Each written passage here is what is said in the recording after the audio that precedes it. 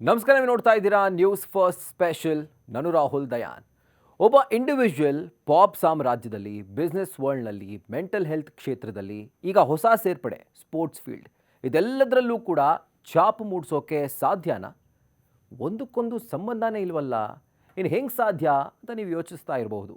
ಆದರೆ ಇದನ್ನು ಹೌದು ಅಂತ ಸಾಬೀತುಪಡಿಸಿದ್ದಾರೆ RCBಯ ನೂತನ ಒಡತಿ ಅನನ್ಯಾ ಬಿರ್ಲಾ, ಡಾಟರ್ ಆಫ್ ಕುಮಾರ್ ಮಂಗಳಂ ಬಿರ್ಲಾ. ಅಷ್ಟಕ್ಕೂ ಈ ಅನನ್ಯಾ ಬಿರ್ಲಾ ಯಾರು ಅನ್ನೋ ಡೌಟ್ ನಿಮಗೆ ಬರಬಹುದು. ಇತ್ತೀಚೆಗೆ RCB ಅಂದರೆ ರಾಯಲ್ ಚಾಲೆಂಜರ್ಸ್ ಬೆಂಗಳೂರು ಫ್ರಾಂಚೈಸಿಯನ್ನು 2026ರ ಮಾರ್ಚ್ನಲ್ಲಿ Aditya Birla group, times of India, bolt ventures ಮತ್ತು ಬ್ಲ್ಯಾಕ್ ಸ್ಟೋನ್ ಒಕ್ಕೂಟ ಸೇರಿದಂತೆ ಸುಮಾರು 16,700 ಕೋಟಿ ರೂಪಾಯಿಗೆ ಈ ಟೀಮನ್ನು ಪರ್ಚೇಸ್ ಮಾಡಿತ್ತು. ಇದೊಂದು ದಾಖಲೆಯ ಮಾರಾಟ ಅನ್ನೋದರಲ್ಲಿ ಡೌಟೇ ಇಲ್ಲ. ಅನನ್ಯಾ ಬಿರ್ಲಾ ಈ ಹೆಸರಲ್ಲೇ ಒಂದು ಬ್ರ್ಯಾಂಡ್ ಇದೆ. ಈ ಯುವತಿ ಬಿರ್ಲಾ ಸಾಮ್ರಾಜ್ಯದ ಯುವರಾಣಿ. ಆದಿತ್ಯ ಬಿರ್ಲಾ ಗ್ರೂಪ್ನ ಕುಮಾರ್ ಮಂಗಳಂ ಬಿರ್ಲಾ ಅವರ ಪುತ್ರಿ ಈ ಅನನ್ಯಾ ಬಿರ್ಲಾ. 1994ರಲ್ಲಿ ಮುಂಬೈನಲ್ಲಿ ಜನಿಸಿದಂತಹ ಈಕೆ ಅಮೇರಿಕನ್ ಸ್ಕೂಲ್ ಆಫ್ ಬಾಂಬೆಯಲ್ಲಿ, ಜೊತೆಗೆ ಅದಾದ ಮೇಲೆ ಆಕ್ಸ್ಫರ್ಡ್ ಯೂನಿವರ್ಸಿಟಿಯಲ್ಲಿ ಅಧ್ಯಯನ ಮಾಡಿದರು. ಅಲ್ಲಿ ಅವರು ಎಕನಾಮಿಕ್ಸ್ ಮತ್ತು ಮ್ಯಾನೇಜ್ಮೆಂಟ್ ಸ್ಟಡೀಸ್ನಲ್ಲಿ ಪರಿಣಿತಿ ಪಡೆದರು. ಇನ್ನು ಈಕೆಯದ್ದು ಪ್ರಭಾವಿ ಹಿನ್ನೆಲೆಯಾದರೂ ಅನನ್ಯಾ ಉದ್ಯಮಿಯಾಗಿ, ಇನ್ವೆಸ್ಟರ್ ಆಗಿ ತನ್ನದೇ ಆದ ಒಂದು ಮಾರ್ಕನ್ನು ಅವರು ಕ್ರಿಯೇಟ್ ಮಾಡಿಕೊಂಡಿದ್ದಾರೆ. ಅನನ್ಯಾ ಬಿರ್ಲಾಗೆ ಬಾಲ್ಯದಿಂದಾನೇ ತಂದೆಯಂತೆ ಉದ್ಯಮದತ್ತ ಅವರು ಆಸಕ್ತಿಯನ್ನು ಹೊಂದಿದ್ರು. ಹೀಗಾಗಿನೇ ಅವರು ಕೇವಲ 17 ವರ್ಷದವರಿದ್ದಾಗಲೇ ಇಂಡಿಪೆಂಡೆಂಟ್ ಮೈಕ್ರೋಫಿನ್ ಅನ್ನುವಂಥ ಕಂಪನಿಯನ್ನು ಶುರು ಮಾಡಿದ್ರು. ಈ ಸಂಸ್ಥೆ ಗ್ರಾಮೀಣ ಭಾಗದ ಮಹಿಳೆಯರಿಗೆ ಸಣ್ಣ ಸಾಲಗಳನ್ನು ಕೊಡೋ ಮೂಲಕ ಅವರು ಸ್ವಾವಲಂಬಿಗಳಾಗೋ ಮಹಿಳೆಯರಿಗೆ ಸಹಾಯ ಮಾಡುತ್ತೆ. ಇದರಿಂದ ಭಾರತದಾದ್ಯಂತ ಆರ್ಥಿಕ ಸೇರ್ಪಡೆಯನ್ನು ಸಪೋರ್ಟ್ ಮಾಡುವಂತಾಗಿದೆ. ಅವರ ಸ್ವತಂತ್ರ ಉದ್ಯಮಗಳ ಹೊರತಾಗಿ ಅವರು ಬಿರ್ಲಾ ವ್ಯವಹಾರ ಸಾಮ್ರಾಜ್ಯದಲ್ಲೂ ಒಂದು ಪಾತ್ರವನ್ನು ವಹಿಸ್ತಾರೆ. ಗ್ರಾಸಿಮ್ ಇಂಡಸ್ಟ್ರೀಸ್ ಮತ್ತು ಆದಿತ್ಯ ಬಿರ್ಲಾ ಫ್ಯಾಷನ್ಸ್, ರಿಟೇಲ್ನಂಥ ಕಂಪನಿಗಳ ಮಂಡಳಿಗಳಲ್ಲಿ ಅವರು ಸೇವೆ ಸಲ್ಲಿಸ್ತಾರೆ. ಆದಿತ್ಯ ಗ್ರೂಪ್ನ ಡಿಜಿಟಲ್ ಮತ್ತು ಗ್ರಾಹಕ ವಿಸ್ತರಣೆಗೆ ಅವರ ಕೊಡುಗೆ ತುಂಬ ದೊಡ್ಡದಿದೆ. ಇನ್ನು ಅನನ್ಯಾ ಕೇವಲ ಬಿಸ್ನೆಸ್ನಲ್ಲಿ ಅಷ್ಟೇ ಅಲ್ಲ, ಈ ಲೇಡಿ ಮೈಕ್ ಮುಂದೆ ನಿಂತ್ಕೊಂಡ್ರೆ ಮ್ಯೂಸಿಕ್ ಆಡಿಯನ್ಸ್ ಮೈಂಡ್ ಮ್ಯೂಸಿಕ್ಗೆ ಅಡಿಕ್ಟ್ ಆಗೋದ್ರಲ್ಲಿ ಡೌಟೇ ಇಲ್ಲ, ಆ ರೀತಿ ಮಾಡ್ತಾರೆ. ಅನನ್ಯಾ ಅಂತಾರಾಷ್ಟ್ರೀಯ ಮಟ್ಟದಲ್ಲಿ ಪಾಪ್ ಸಿಂಗರ್ ಕೂಡ ಹೌದು. ಒಳ್ಳೆಯ ನೇಮು ಫೇಮು ಇರುವಂಥ ಮ್ಯೂಸಿಕ್ ಬ್ಯಾಂಡ್ ಇರುವಂಥ ಟೀಮ್ ಅವ್ರಿಗಿದೆ.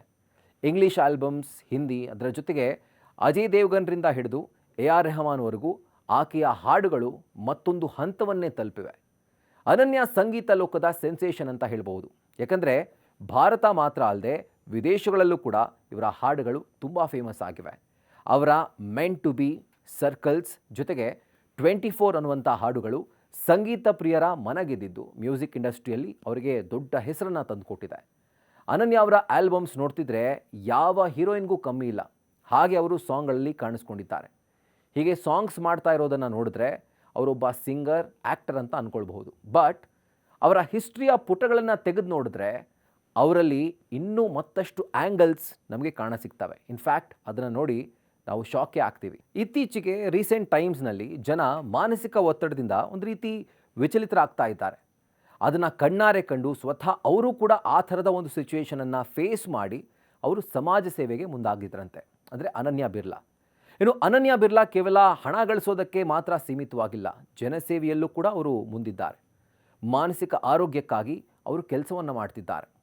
ಅದನ್ನು ಸರಿದಾರಿಗೆ ತರಬೇಕು, ಯಾರ್ಯಾರು ಈ ರೀತಿಯಾಗಿ ಸಮಸ್ಯೆಯಿಂದ ಬಳಲ್ತಾ ಇದ್ದಾರೋ ಅವರಿಗೆ ನಾನು ಸಪೋರ್ಟ್ ಮಾಡಬೇಕು ಅನ್ನುವಂಥ ನಿಟ್ಟಿನಲ್ಲಿ ಅವರು ಕೆಲಸ ಮಾಡ್ತಿದ್ದಾರೆ. ಮಾನಸಿಕ ಸಮಸ್ಯೆಯನ್ನು ಅನುಭವಿಸೋರಿಗಾಗಿಯೇ ಅಂತಲೇ ಒಂದು ಕಂಪನಿಯನ್ನು ಕಟ್ಟಿದ್ದಾರೆ, ಎಂಪವರ್ ಅಂತ. ಈ ಕಂಪನಿ ಕೇವಲ ಮಾನಸಿಕ ಒತ್ತಡದಲ್ಲಿದ್ದವರಿಗಾಗಿ ತೆರೆದಿದ್ದಂತಹ ಕಂಪನಿ. ಸ್ವತಃ ಆ ಸಮಸ್ಯೆ ಎದುರಿಸಿದ್ದ ಅನನ್ಯಾ ಈ ಕಂಪನಿಯನ್ನು ಕಟ್ಟಿ ಅದರ ಮೂಲಕ ಮಾನಸಿಕ ಆರೋಗ್ಯದ ಬಗ್ಗೆ ಅವರು ಜಾಗೃತಿ ಮೂಡಿಸ್ತಾ ಇದ್ದಾರೆ. ಅವರ ಹಾಡುಗಳಲ್ಲೂ ಕೂಡ ಈ ರೀತಿಯಾದಂಥ ಒಂದು ಜಾಗೃತಿಯನ್ನು ಮೂಡಿಸ್ತಾ ಇದ್ದಾರೆ. ಇನ್ನು ದಿಢೀರಂತ ಇವರು ಈ ಲೈಮ್ಲೈಟ್ಗೆ ಬಂದಿದ್ದು ಸೋಷಿಯಲ್ ಮೀಡಿಯಾ ಮುಖಾಂತರ. RCB ಫ್ರಾಂಚೈಸಿನ ಪರ್ಚೇಸ್ ಮಾಡಿದ ನಂತರ ಅದರ ಮಾಲೀಕರು ಯಾರು ಅನ್ನುವಂಥ ಟಾಕ್, ಜೊತೆಗೆ ಕ್ಯೂರಿಯಾಸಿಟಿ ಸಹಜವಾಗೇ ಇತ್ತು. ಆಗ ಸಿಕ್ಕ ಉತ್ತರನೇ ಈ ಅನನ್ಯಾ ಬಿರ್ಲಾ.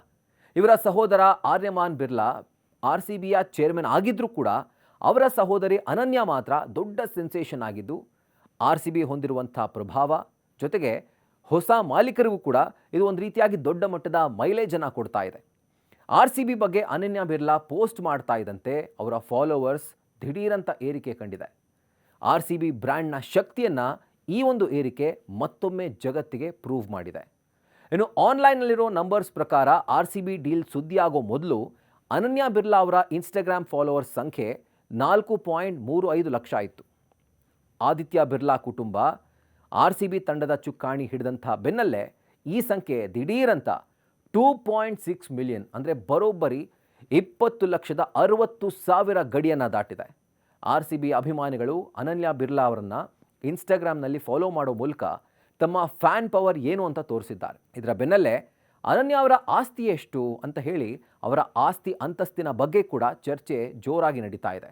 ಹಾಗಿದ್ರೆ ಅನನ್ಯ ಅವರ ವೈಯಕ್ತಿಕ ಆಸ್ತಿ ಎಷ್ಟು ಗೊತ್ತಾ? ಒಂದು ವರದಿ ಪ್ರಕಾರ ಅನನ್ಯ ಬಿರ್ಲಾ ಅವರ ನಿವ್ವಳ ಆಸ್ತಿ ಮೌಲ್ಯ 1,000 ಕೋಟಿ ರೂಪಾಯಿಂದ ಹಿಡಿದು 1,770 ಕೋಟಿ ರೂಪಾಯಿವರೆಗೂ ಇದೆ ಅಂತ ಹೇಳಲಾಗ್ತಾ ಇದೆ. ಇನ್ನು ಮುಂಬೈನಲ್ಲಿ ಅನನ್ಯಾಗೆ ಅತ್ಯಂತ ದುಬಾರಿಯ ಒಂದು ಸುಂದರವಾದಂಥ ಬಂಗ್ಲೆ ಇದೆಯಂತೆ. ಇದರ ಬೆಲೆನೇ ಸುಮಾರು 425 ಕೋಟಿ ರೂಪಾಯಿ ಅಂತ ಅಂದಾಜು ಮಾಡಲಾಗ್ತಾ ಇದೆ.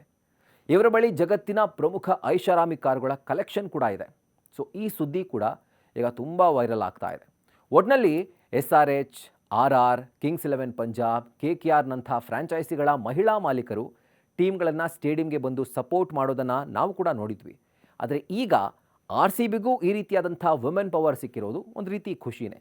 ಸೊ ಈ social media sensation fan base 2.6 ಮಿಲಿಯನ್ಗೆ ನಿಲ್ಲುತ್ತಾ ಅಥವಾ ಇನ್ನಷ್ಟು ನುಗ್ಗುತ್ತಾ ಕಾದು ನೋಡಬೇಕು. ಮತ್ತಷ್ಟು ಇಂಟ್ರೆಸ್ಟಿಂಗ್ ಕಾಂಟೆಂಟ್ಗಳಿಗಾಗಿ ಜೊತೆಗೆ ಸುದ್ದಿಗಳಿಗಾಗಿ ನ್ಯೂಸ್ ಫಸ್ಟ್ ಸ್ಪೆಷಲ್ ಚಾನಲ್ನ ಸಬ್ಸ್ಕ್ರೈಬ್ ಮಾಡಿ, ಬೆಲ್ ಐಕಾನ್ ಕ್ಲಿಕ್ ಮಾಡೋದನ್ನು ಮರಿಬೇಡಿ. ಕ್ಷಣ ಕ್ಷಣದ ಮಾಹಿತಿಗಾಗಿ ನೋಡ್ತಾ ಇರಿ ನ್ಯೂಸ್ ಫಸ್ಟ್, ನಿರ್ಭೀತಿಯಿಂದ ನಿಮ್ಮ ಪರವಾಗಿ.